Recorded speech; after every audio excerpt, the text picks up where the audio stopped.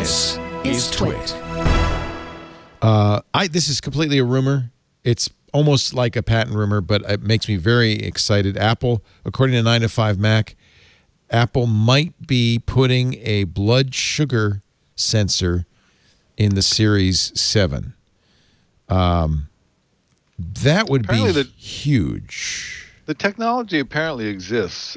They use infrared light, shine it on the blood, and if there's sugar in the blood, it actually heats up just enough to pick up the signal. So there are companies that have that technology on the market in big devices. So Apple's challenge would be to put it in a watch. This is a huge market. I mean, massive. I don't know how many.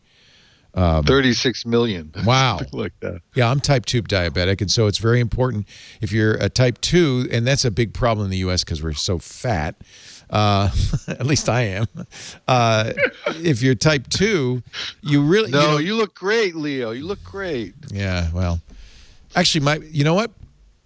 Because I monitor my blood sugar, I actually brought it into... I'm never cured, but it's back below the normal A1C is below 6. So, but that's why it's so important. If to have it on your watch, it's really annoying to prick your finger with a needle. It's not much fun. And right. And if you could put that in your watch, now of course they'd have to get FDA approval, which is always tricky. But this could be a big product for Apple. I mean, you want to see a growth market.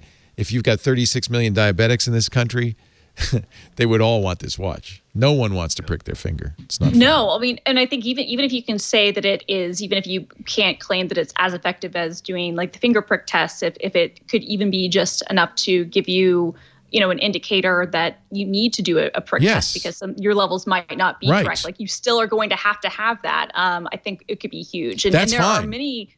Right. And there are so many people who aren't diabetic but might be borderline diabetic or might have other things where they need to monitor their blood sugar. And I think similarly to like what they've done with like the heart rate stuff and being able to detect, arrhythmia for potential heart attacks, like this could be just massive. I think about like my friend Scott Hanselman, who's a type 1 diabetic and who has, a number of devices that he wears and controls. And something like this, I think not to fully rely on, but just to have, to keep in check, hey, I need to, this looks like this might be a little bit low. I need to do a reading would be fantastic. This is where Apple, when the watch came out at first, they had a lot of ideas about what it would be, but they pretty quickly realized health device.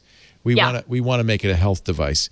And it's become better and better and better at that. I gave one to my 88-year-old mom for fall detection, but she's using Fitness Plus to get exercise every day.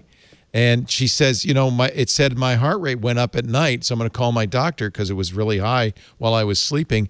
Those are things that saves lives. 26 million Americans, according to the Diabetes Association, have diabetes but have not been diagnosed. 26 million.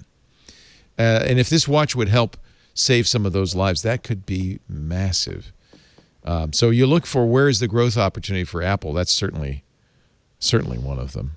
You know what? The Apple Watch feels kind of like Amazon Prime. They just keep adding things to it, so it seems like a better and better deal. Like, I don't know why I watch The Expanse on Amazon Prime, but I do, which always just blows my mind. Why is there television on my, e-commerce shipping service? I just wanted 2-day shipping, and I got The Expanse.